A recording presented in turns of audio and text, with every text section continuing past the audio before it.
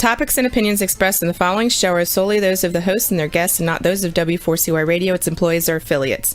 We make no recommendations or endorsements for radio show programs, services, or products mentioned on air or on our web. No liability, explicit or implied, shall be extended to W4CY Radio or its employees or affiliates. Any questions or comments should be directed to those show hosts. Thank you for choosing W4CY Radio.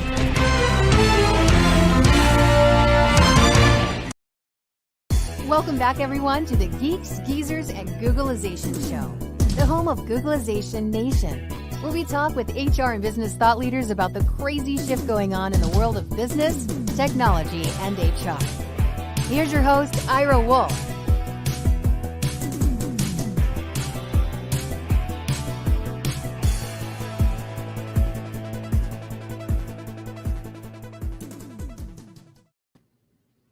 Hey, hello, everyone. Welcome, Googlization Nation. Welcome back to Geeks, Geezers, and Googlization. First show of the second half of 2021. A far cry from where we were last year. Really appreciate everybody being here. We've got a great lineup of, we had two great guests today. First is going to be Matt Burns from Bento HR. Matt's been in the business for about 20 years or so. But we're going to be talking about talking about the labor shortage, what needs to change, what's the post-pandemic world going to look like. And I heard Matt speak a few weeks ago about virtual reality, augmented reality. We had a show maybe 3 months ago on that as well. But Matt's got a really, really positive, interesting perspective. And as as our economy improves, recruitment is getting harder and harder. Quit rates are up. We talked quite a bit about reskilling and upskilling. All this, can AR and VR, augmented reality, virtual reality, be a solution for this? So we're going to be talking about that. Matt also has an interesting perspective on the hybrid workplace.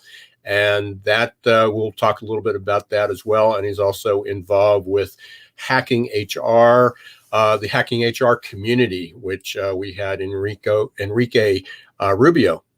He was one of our first guests, hard to believe, almost 3 years ago.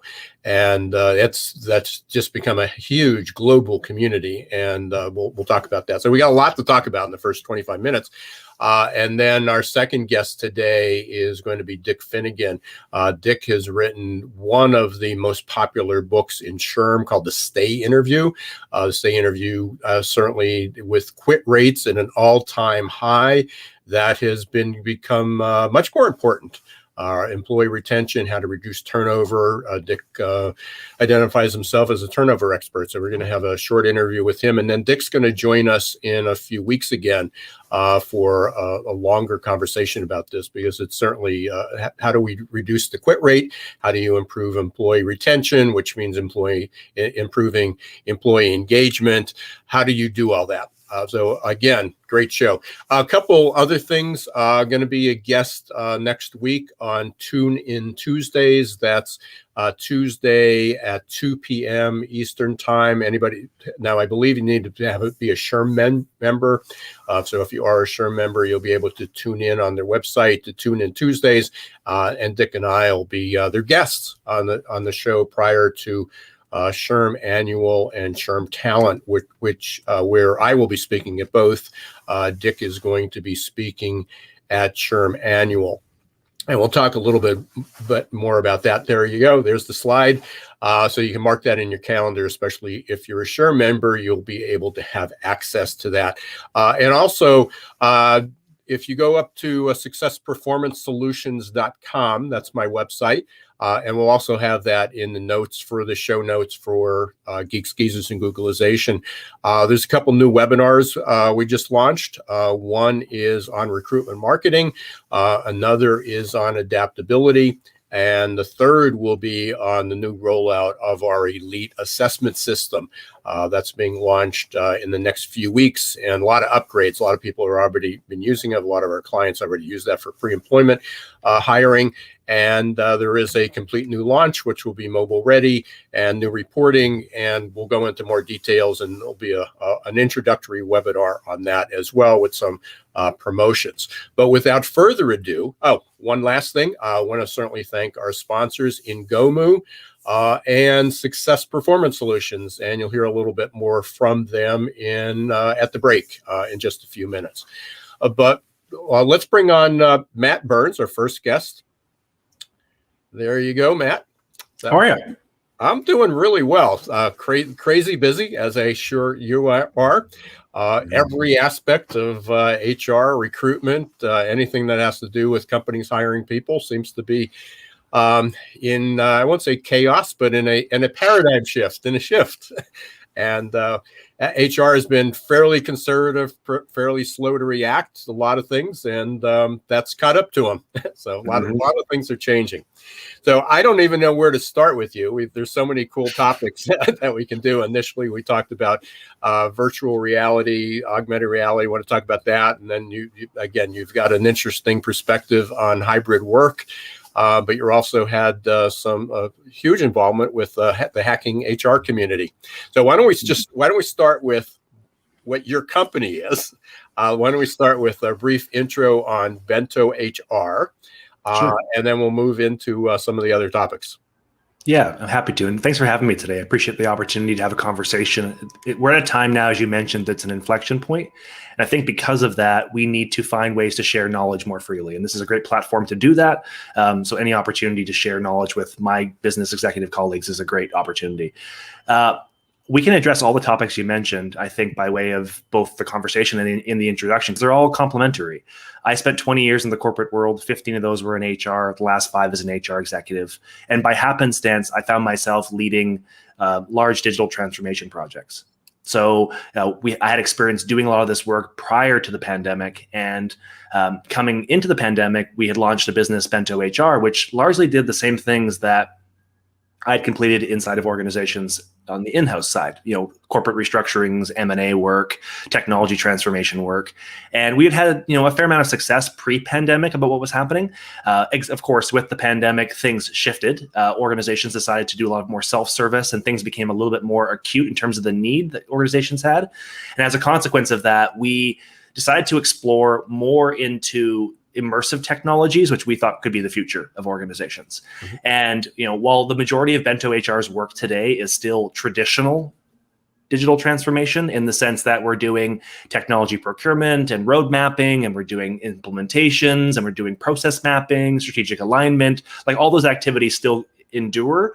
But for the future, I think we've all got a taste of how powerful technology can be if it's deployed appropriately. Traditionally in the HR realm, as you mentioned, Ira, I remember 15 years ago, people telling me in HR that we should stay away from computers because it was IT's responsibility. In the same way, we should stay away from budgets because it was finance's responsibility. And obviously we've evolved into a bit more of a business partner role. But as a consequence of that thinking, we still have many, our professional associations, our post-secondary institutions do not address technology specifically in their curriculum in a lot of cases. So we have people in this profession who are at a deficit of knowledge around technology and innovation. And we wanted to help them better illuminate the opportunities for technology to make work better, more human, more engaged workforces. And we think virtual reality is a cool way about doing that. And it does support our broader hybrid work strategy, where organizations are trying to think through how is work going to look differently in a space where half of the workforce is maybe in the office, half's not. It's more intermittent, more transient. How do you really create lasting and binding culture when you don't have co-location 5 days a week? So let's start. Let's go back a little bit, because I'm afraid a lot of our listeners may not even know. I mean, they might have heard the terms virtual reality, augmented reality. They may understand that, especially if they have kids. They may know remotely, but they're sitting there on the floor, on the couch, gaming. I mean, that's basically what it is. Here I've got my. Let's see. There we go. Nice. So when we talk about this in HR. I guess people are going to struggle. It's like, okay, so how do we, do this? Yep. What happens? So let's talk about a little bit of what some of the applications are. Certainly beyond gaming.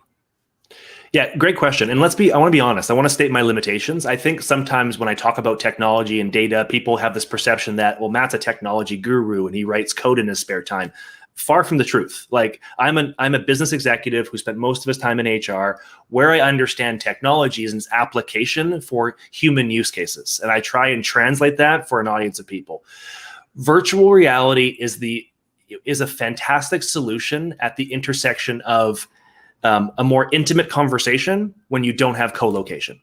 So think about it like this. Think about all the business activities in a employee's life cycle that would necessitate or benefit from a greater amount of intimacy. So think about the recruitment process. When you're interviewing with a new organization, it's nice to sit down with the person who's going to direct your work or some of your teammates. When you are onboarding and you don't know Adam from Eve, understanding who to go to for information, understanding where to reach out to for questions, that could be a bit more of an intimate approach. Obviously, there's a significant business case for virtual reality around learning and development. And I think ultimately, Ira, when we look back at this technology, that will be the predominant use case for it. Because what virtual reality provides that, for example, Zoom doesn't, Zoom is a two-dimensional communication medium. I can talk, you can talk, we both can't talk at the same time or it becomes really disruptive. And a third party certainly can't contribute because it's a two-dimensional mechanism. One person talks, everybody else listens. With virtual reality, you can have more synchronous communication happen in parallel. So what I mean by that is when you go to an event with 4 or 5 people in VR, it feels like going to an actual event. You can hear the murmur of a conversation and you can choose to engage in it or not, and have another conversation with somebody else side by side. You can explore a virtual space, a digital space, as you would walk around the showroom floor of a trade show. So you have that level of immersion where you're in the environment, you're completely immersed. There is no notifications from your phone. There is no someone tapping you on the shoulder. You're fully in an environment with other people who are also fully in that environment. And you're able to exchange information in a way that, again, lends itself to more intimacy. So another example, Ira, would be performance management. When I'm sitting down with my employees and talking about performance, I want that to feel personal. I want them to feel like I'm invested in this conversation, not that I'm on Zoom with 5 other tabs open answering my emails as I go through the scripted, messaging. So those are some examples where I think virtual reality can be deployed in a business context. Where we're deploying it now at Bento HR is in 3 areas. The first one is all of our employees have virtual reality headsets, and we use them during the hiring process, and we have team meetings in virtual reality to create that sense of collaboration and cohesion. We do it in sales now, Ira, so pretty exciting. We've actually, in the last several weeks, been able to ship prospective clients virtual reality headsets. And I've sold products and services as an avatar to another avatar in virtual reality, where traditionally I'd have to hop on a plane, fly to a city, meet down with somebody, go for the dinner. That's several $1,000s. I spent $50 in shipping fees plus the cost of a $300 headset, ship it to the prospect. They'll send it back when they're done, so I don't lose that upfront cost of the hardware. But I've given them now a differentiated sales experience that they haven't seen anywhere else in the market. And the last place is we actually do workshops. So we do strategic alignment workshops, skills training workshops, where we're delivering content in virtual reality for a group of clients, usually small groups right now. But we have done larger events in virtual reality, which we'll do more of in the future. So as you're talking there, again, there's so many offshoots here, so many rabbit holes we can go down. So again, companies are really struggling with the labor shortages, and they're probably not going to do this from a lot of frontline workers. But think about that. I mean, when you're trying to go after a younger population, if somewhere that you had, whether it's a virtual reality or augmented reality experience, how that would differentiate you in the workplace, in the functions. And I don't know if it was you. I've seen this. I actually participated in, I won't say an example of this, but at a demo at a prior conference once. I'm doing live conferences again, as you probably are. But I'm thinking about SHRM Talent, SHRM Annual. I mean, part of the struggle will be, in the future, in 2, 3, 4, 5 years from now, will we be participating in those through VR or AR or some type of an experience? But diversity and inclusion, it's certainly been a hot topic. Doing training and certainly having people listen as a lecture or going through some group exercises. But the the experience, how I felt sitting in a room with people with people actively doing microaggression, little slights and observances, and you see the uneasiness. It was a completely different experience than anything else that I felt. Yeah. Well, that's the key word there, right? You felt it. So again, like you and I could watch as many videos or have as many workshops as we want on diversity and inclusion training, but do we really ingest that information and truly manifest it in our own actions? Like the application of knowledge is very different than the awareness of information. And what virtual reality does very, very well is it creates a simulated experience where you feel like you're in that space. So to your point, you can walk a mile in somebody else's shoes. I've been part of demos with an organization that did, to your point, women at the executive table. So you put on a headset, you played the role as a female at the boardroom table, and you had an experience that was not that pleasant, where you were being passed over, there's being talked over, your opinions are being dismissed, people are giving you weird looks. And if I'd seen a video of that, I probably could have said, oh, that must have sucked. And I could probably deploy a bit of empathy in that way. But having experienced it, now I'm like, I know how that feels as an individual. And I'm so much more motivated to ensure that when I set up meetings with my team, that we don't create a dynamic that excludes people implicitly. So there's an embodiment factor to virtual reality, which creates a lot of powerful messages around DE&I, but also leadership. I'm sure you and I are similar in the sense that most of my leadership training came as a result of mistakes. Like I screwed up a lot, and I had leaders that were super patient and kind and understanding and knew that what I was doing wasn't malicious, but ill-advised, and could talk me back from some emotional intelligence faux pas early in my 20s. This, with virtual reality, I can simulate experiences that I had early in my career, react to them in a live setting, screw up as much as I want without the fear of litigation, career-limiting decisions. Because a challenge that I experience now working with clients and organizations is that leaders are scared. Leaders are scared of saying the right thing, of doing the right thing. And what it leads to is them not really investing in their employees as much as they probably could have. Now, the pandemic created the environment that allowed for that, but there are still leaders that I talk to who are nervous about engaging with an employee outside of a very specific context because they're afraid of saying and doing the wrong thing and limiting their career potential or potentially losing their job, which is, I think, a significant challenge across many fronts. Virtual reality is a solution to that. We can put this individual in environments that may cause them discomfort or may cause them unease, run them through the example, play it back for them like you do in a sports team, break it down, coach them, counsel them in a safe place. And when people have the comfort and the confidence to be able to act, they tend to take those actions going forward versus, I may have seen it, but I'm not really sure what to do with this information. Above all, I love virtual reality because I think it solves for a significant problem with enterprise learning.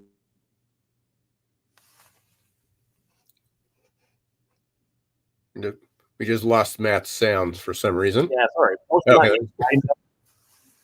Most people I know in the organizations I talk to, they don't learn through PowerPoint slides and lectures, but that's how we teach the majority of people, or e-learning modules on a 2D screen.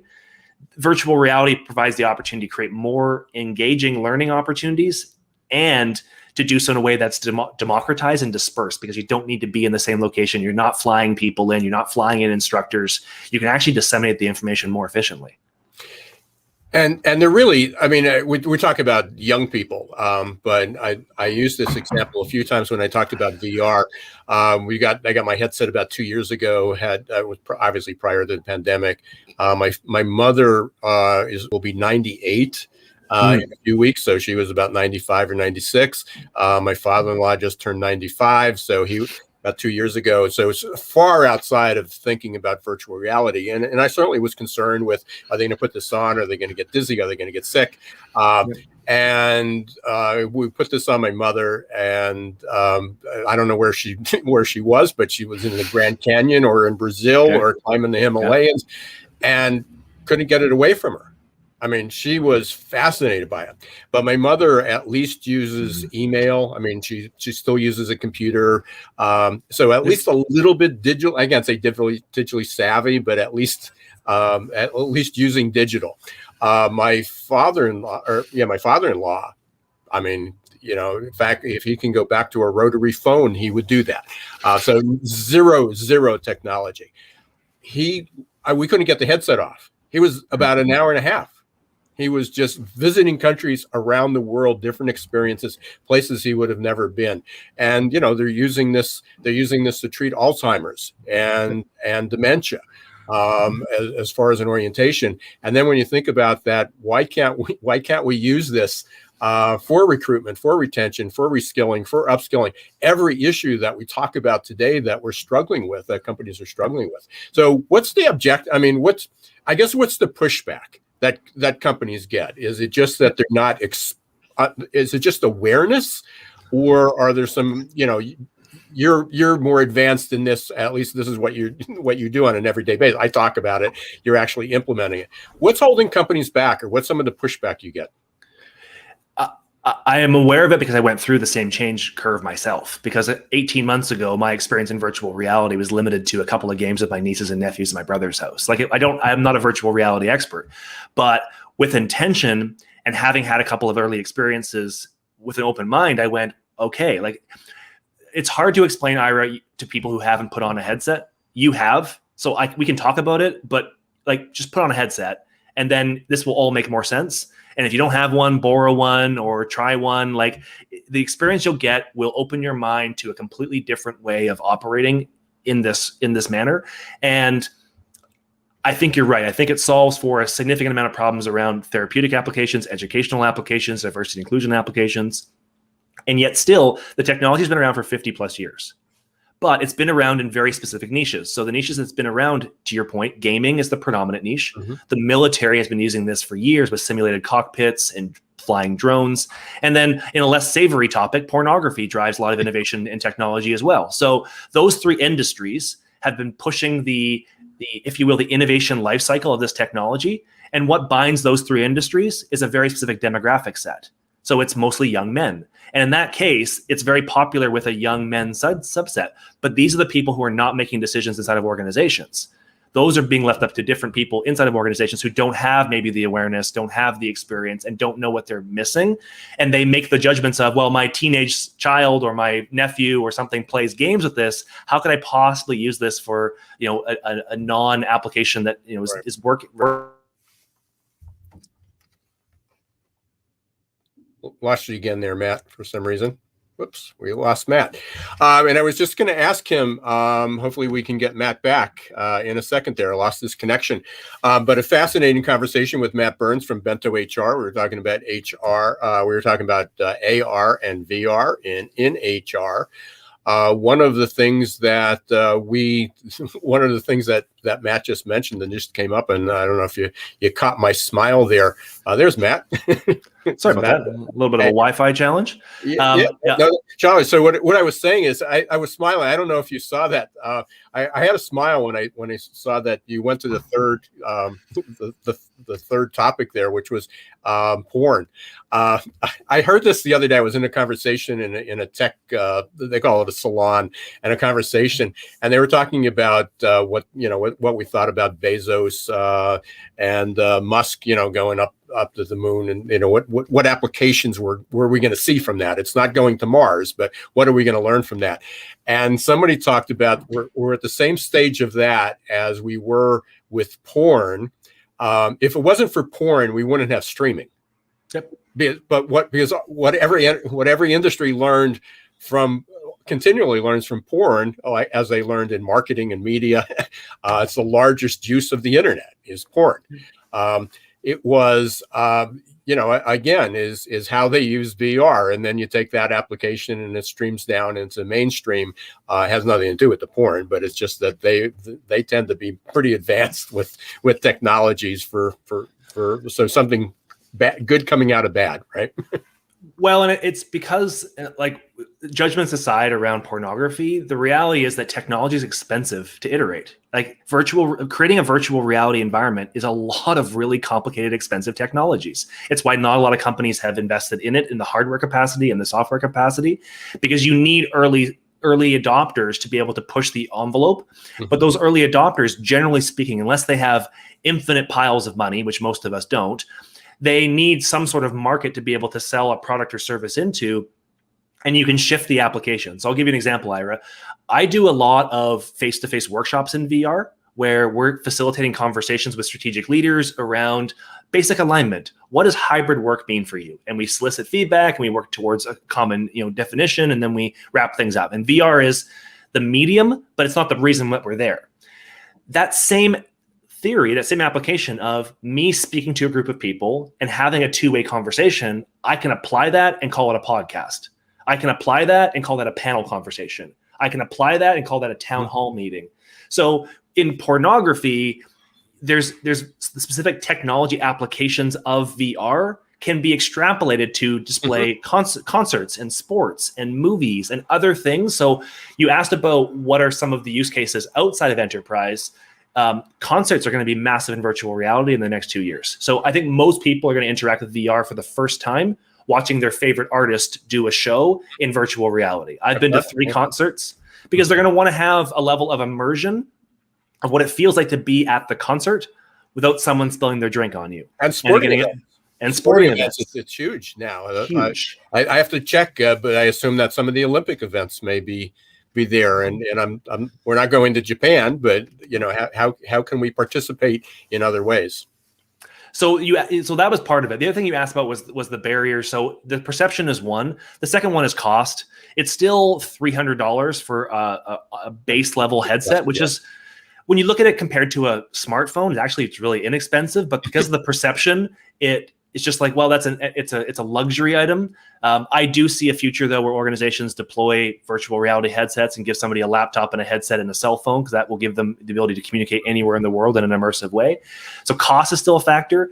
That's the reason why the majority of organizations now are using it on the extremes. So they're seeing it either Amazon, Walmart, McDonald's, Yum brands like KFC are deploying it for frontline staff to do operational and safety training, because with the economies of scale, they've been able to shorten the path to productivity for new employees who need to learn skills. So rather than spending 2 weeks in training, now they're spending 1 week. And when you extrapolate that over tens of thousands of employees or hundreds of thousands of employees in a company like McDonald's or Walmart, for example, which has 2 million employees worldwide, the cost savings of a week worth of training more than pays for itself over the long run. Right. On the other extreme, you have organizations that are, to your point, more boutique. So we use it with companies that want to deploy headsets for their executive teams or want to deploy for very specific leadership training. They're making a short-term investment with a smaller cohort. But what we're not seeing yet is in the middle, which is the bulky middle of most companies. That's still going to require some changes in order for us to adapt it going forward. But my guess is it's going to evolve pretty rapidly over the next few years, and it'll be exciting to be able to see that, and be interesting to see it. Not so SHRM Talent really doesn't have a big expo, but at SHRM Annual, how much of that is being deployed now. Again, before there was like 1 or 2 exhibitors that did that, and it'll be interesting down the road. Hey, we are almost out of time. We want to wrap up. I do want to mention, I talked about earlier, I know you've been heavily involved with hacking HR, but also with Grow. I mean, you, as far as that. So tell us a little bit about your engagement with that. Yeah, Enrique Rubio is, first off, a fantastic guy. He's become a good friend over the last 3 years. He's built an incredible online community of people willing to challenge the status quo around organizational culture. Hacking HR really symbolizes that. Grow was our attempt at creating a mastermind program to give members of the community a bit more of a deeper dive. We built it and launched it before the pandemic, and it was invaluable in helping our 100+ community members share knowledge, reminisce with each other. In fact, just vent in a lot of cases, HR person to HR person. And it creates it's a peer-based learning community that really drives knowledge sharing, community building. And it's been, again, I've benefited more than I thought from the program. I thought we'd build this program, we'd run it, it would be fantastic. But I've personally benefited from speaking with our executive mentors and speaking with our participants. It's a fantastic program. And I would encourage anybody who is a business leader to consider, what does your network look like outside of your organization to draw best practices from? Because as you mentioned, we started this conversation, Ira, the world's changed. We need more inputs, more information, but it's here. Like, the information that we need is available to us. We just have to be willing to be open, share the information, be collaborative. And I think we can go a long way as a result. And to participate in Hacking HR, you can just go up to hackinghr.io and subscribe. Also, number of events throughout the year, almost weekly and monthly. And I can't remember how many how many speakers are at the next conference, but it's 1,000. I think he's trying to get it's 1,000 like people. crazy. Yeah, Crazy. it's a crazy amount. So, any final word? Well, actually, I have one last question, Matt. Sure. I ask all my guests this. You're back next July, July 2022. What are we going to be talking about? That's a great question. I think we're going to be talking about how we're going to be doing we're going to be reminiscing about the pandemic, about what happened. We're going to be more aware around the mental health implications of the pandemic and discussing how it affected organizations. And we're going to be more specific and targeted about how we're going to try and make work better. I think right now people are trying to figure out how it all fits. The pieces are going to be talking about how we get people back to work in a safe way. What does that mean for vaccines? It's very tactical in North America right now. I think we're going to be having conversations about how do we truly build workforces for the future. And I'm excited for that conversation. So I look forward to maybe doing it with the IRA this time next year. Yeah, and based on that, I think we can be talking about that in July of 23, 24, 25. I think the conversation is going to go on for a while. The plane's taken off, but we haven't figured out how to keep it in the air or land it yet, right? So, Matt, really appreciate you being here. You can see across the bottom, you can reach Matt through bentohr.com. Any other ways to reach you? What's the best way to reach you, I guess? I'm obsessed with LinkedIn. Find me on LinkedIn, Matt in VR on LinkedIn. I'm there all the time. Okay. Matt, please stay safe. Thanks for being here. I know you got a busy schedule. We'll be talking, I'm sure, again in the very near future. Take care. Okay. I can be talking to Matt for forever. So great conversation. Again, keep your eyes on VR and AR in HR, whether it's for recruitment, retention, engagement, diversity and inclusion, you name it, upskilling, reskilling. It will be there. We're going to take a short break. We're going to hear from our two sponsors, Ngomu and Success Performance Solution, and then we're going to be right back. Our second guest today will be Dick Finnegan from C-Suite Analytics. That's a whole other topic. We're going to be talking about our upcoming interview on Tune In Tuesdays. So stay tuned. We'll be right back. Hiring top talent shouldn't be left up to the roll of the dice. And yet, that's exactly what many organizations do. They roll the dice, cross their fingers, and pray for a better outcome. Hiring the right employees the first time is much too important and way too costly to leave to a game of chance. Your employees and your customers deserve better. For 25 years, Success Performance Solution has been helping small and medium-sized businesses hire smarter. They offer pre-employment and leadership assessments from typing and data entry to C-suite competence. Whether it's production, sales, healthcare, call centers, or management, Success Performance Solutions can help. Visit their website at www.successperformancesolutions.com to schedule a free demo or call 800-803-4303. Imagine growing great employees and advancing emerging leaders for less than $1 a day. The Ngomu app will support your employees in a myriad of ways, from career and personal development to health and wellness. No need to schedule and hold trainings. Just have them access over 90 coaches for live virtual group and one-on-one coaching for whatever topic they need or want to work on. Anytime, anywhere. Learn more at ngomu.com today. Hey, welcome back, everyone. All our community members from Googlization Nation. Welcome back to Geeks Geezers and Googlization. We had a great first interview with Matt Burns from Bento HR. We were talking about VR and AR, virtual reality and augmented reality, how it's impacting all our work, all the work in HR, from opportunities from recruitment, from engagement, from retention, which is what we're going to be talking about with Dick Finnegan from C-Suite Analytics. I think I got that right.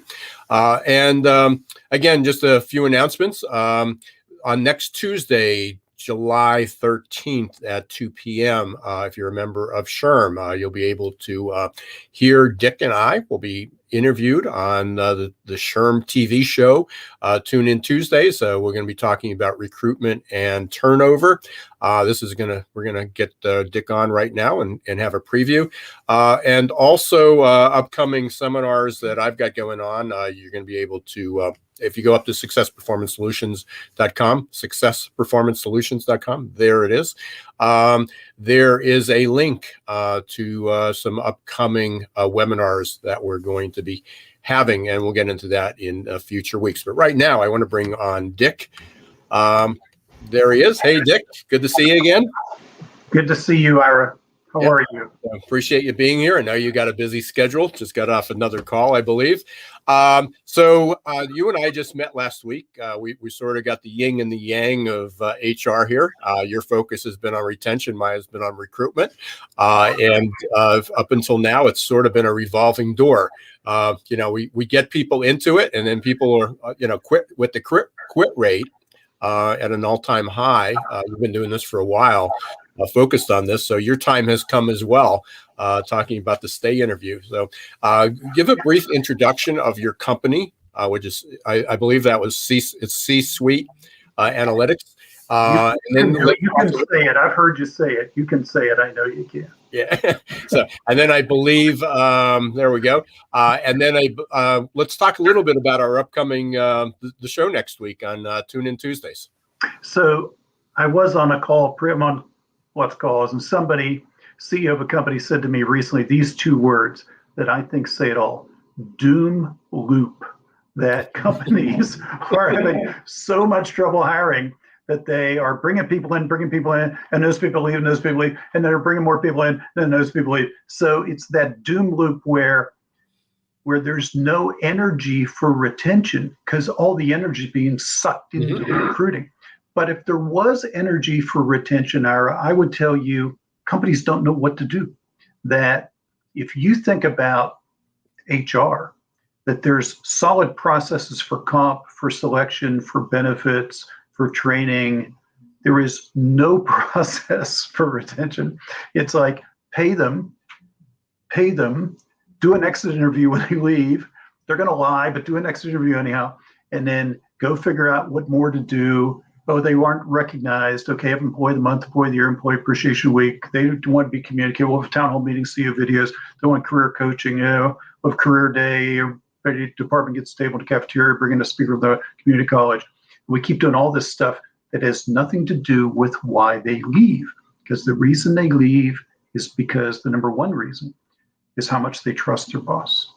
And so much, there's actually a number from Deloitte saying U.S. companies spend $1.53 billion with a B a year on engagement. But if you ask Gallup, and I know you and I have talked about Gallup, engagement is flat for 20 years. It doesn't change. How can you waste $1.5 billion? It's because you're giving people things that don't matter much to them. They matter a little. Events with food is good, but it's not going to make somebody stay. And so they keep giving them things that don't matter because there isn't a process for retention until now. I'm thinking of the analogy to that. It's like going out to your favorite restaurant and you have a marvelous meal, but you hate the company that you're with, right? Right. Right. Basically great food, great games, great environment, beautiful building, right. But you hate your boss. Right. Hate your boss. Right. Hate your boss. And so these companies that are in the doom loop are losing a lot of people in the first 30 days, first 60 days for all kinds of reasons, because people, usually the main reason people leave early is because they don't understand something about the job. They get in the job and they say, you got to be kidding. I didn't know whatever, it would be wet. I didn't know it would be these hours. I didn't usually, but now it's people are leaving because there's so many other places to go.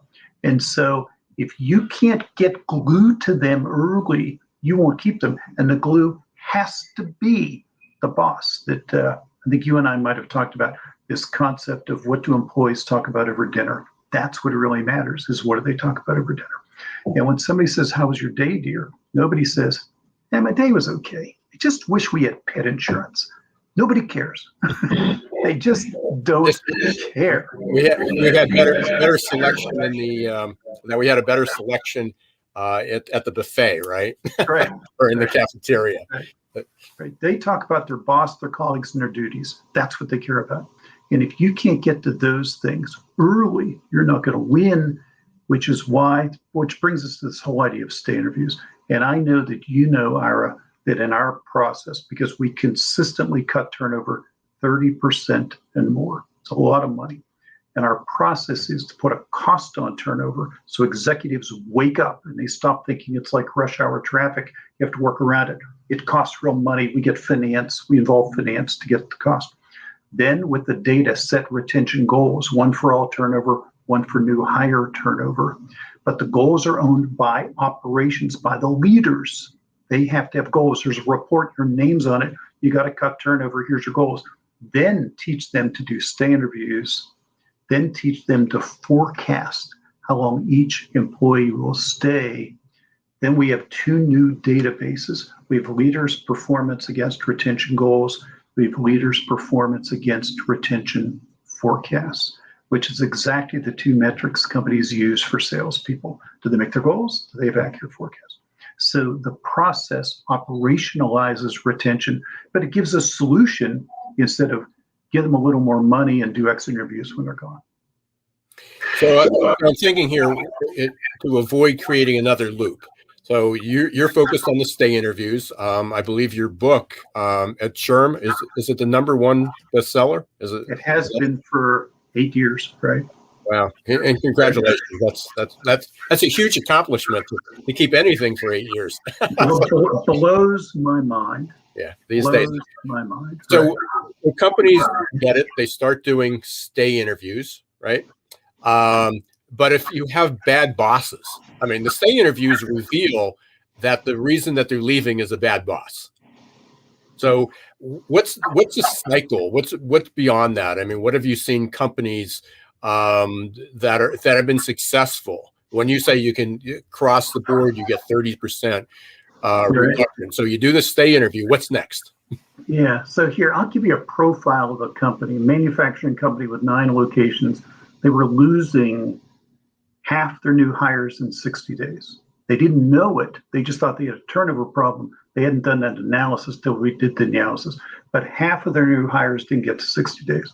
So we put into place a realistic job preview so employees would understand what they're getting themselves into. We doubled their employee referral program because employee referrals stay longer. We then put in a goal that 80% of new hires had to get to 60 days. So from 50% to 80%. We put in the goal, we held the leaders accountable for the goal. Also, the recruiter in each of those 9 locations had the goal, and the new hire trainer in each of those 9 locations had the goal.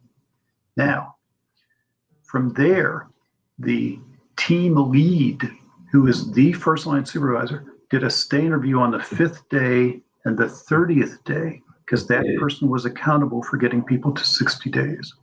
Meanwhile, once a week in all 9 locations, on Wednesdays at 4 p.m. when the shifts change, there's a 30-minute meeting attended by everybody who owns the goal.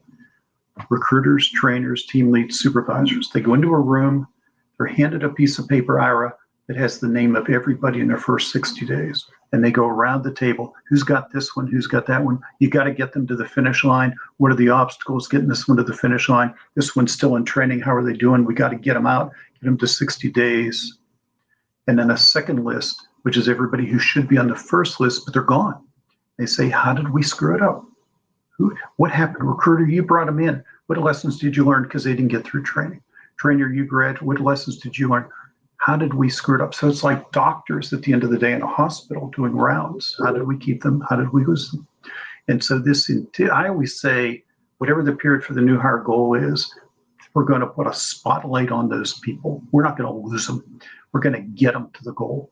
And it's that total focus with stay interviews, with forecasts and accountability that drives this company to get 80% to stay 60 days versus 50. You know, it goes back, and this is about 21 years ago. I was working with the call center. They had 30 seats, and they had 498 W-2s at the end of the year. And they That's a bring, lot. yeah, they did 40 trainings a week. They were at every job fair. They were literally going down. We're in Lancaster County. They were literally go down to the prison in the morning and pick up people on a work release program. And my comment is they wanted to know, how do you keep people? And I said, if we can't, they were frustrated with our progress because they still had turnover. And I said, the people that you used to have that didn't show up, they worked for a week and then they didn't show up the following Monday. I said, your retention now it was like 18 days. I said, you realize we cut your turnover by 2.5 times because they went from 5 days to 18 days. And it's like, oh yeah, but we want them to be 90 days. I go, got it. I'd like them to be a year. But just by slowing down the flywheel, plugging up the back hole. And I still remember he wasn't an HR manager. He was a shift manager, stood up and he said, he's absolutely right. We're down to 25 job fair or 25 trainings, because the fact is that we had to have a training every week because we lost the same people we hired the week before. All of a sudden, the trickle down effect was that we only had 25. We only had to have 25 trainings. So we saved all that money. I was able to work and we were able to train people better. When they finished, they had 10 trainings a year, and they still had turnover, but they had 152 people for 30 positions, not 498. And again, if they would have continued on it, they would have, been able to improve it. But basically other things happen. We won't go into detail with that. But that's the type of effect. So in 21 years later, we're still talking about the same thing. Have you ever seen it this bad? Have you ever seen turnover? The quit rates as high as, they're saying it's a historic high, but you're working with the clients. Right. Historic high. And the really bad news is that there's no reason to think it will get much better. Now, it might temporarily get better because things are going to level off in the fall when schools are open again and we get back to normal life. It might level off a little, but there's a projection that unemployment will reach 3.2% by the first quarter of 2022. That's only a few months, more than a couple, but a few months away. And just to put that into perspective, the lowest unemployment count this century was the February of 2020, right before the pandemic, at 3.5. So we haven't seen 3.2. And every time you turn on the news and they talk about, here's a new bill that's going to create more jobs, it's going to make it worse. So, and then that gets into 3.2 includes high school grads or less. A lot of underskilled, lower skilled people. And, when you look at, again, when you're looking at an average, even today, the unemployment rate for college grads and skilled labor is well under 4%. And it's elevated. It's only at that 6% because you have 7 and 8% unemployment among young Black men, Hispanic men, and a lot of lower unskilled or low skilled, workers. So we have a lot of work to do. So you're right. I highly encourage everybody to tune in next week at Tune In Tuesdays for, July 13th, 2 p.m. Go up to the SHRM site. The link, I think Roxy has, we can put that on past there. And if you're a member of SHRM, you'll be able to get access. If you're not, you'll have to join SHRM. But we're going to have Dick back in, was it August? Dick, is that when we? July or August? Yes. Yeah. Remember, he's going to come back for be our longer segment guest, and we're going to be talking more about this because again, companies are going to struggle with it, and there's so much more we're going to learn more about conducting the stay interviews and get more tips and advice from Dick. So, Dick, we'll see you next Tuesday. And appreciate that. Appreciate you coming on the air today, and look forward to continuing the conversation. Cool, Ira. Thank you for having me. Okay. It was fun. See ya. Okay. Well, thanks, everyone. Thank you, Dick Finnegan from C-Suite Analytics. talking about, I highly suggest go up. You can look up Dick, connect with him on LinkedIn. You can go up to his website, which is dickfinnegan.com, or c-suites analytics.com. And pick up his book, Stay Interviews. And he will be back. I don't remember the exact date, but he will be back either later July or in August. And we'll be continuing that conversation, especially on employee retention and how to lower your turnover, how to lower those quits. I want to also thank Matt Burns for being our guest earlier and talking about AR and VR, virtual reality in HR, some of the advancements there, and also learning a little bit more about the hacking HR community. Please take the time and visit the Success Performance Solutions website. There are a few new webinars. Sign up for Googlizationnation.com if you're not already a subscriber. There'll be a newsletter going out shortly, and it will include updates to the 2 or 3. The third one is in the works, but there'll be 3 new webinars that will be available later July and in August, and hopefully that we'll be able to see you there. And also you'll get updates about podcasts and other events that are going on, Googlizationnation.com. Final thanks to Ingomu and Success Performance Solutions for being a sponsor. And until next week, thanks for listening to Geeks, Geezers, and Googlization. Don't let the shift hit your plans.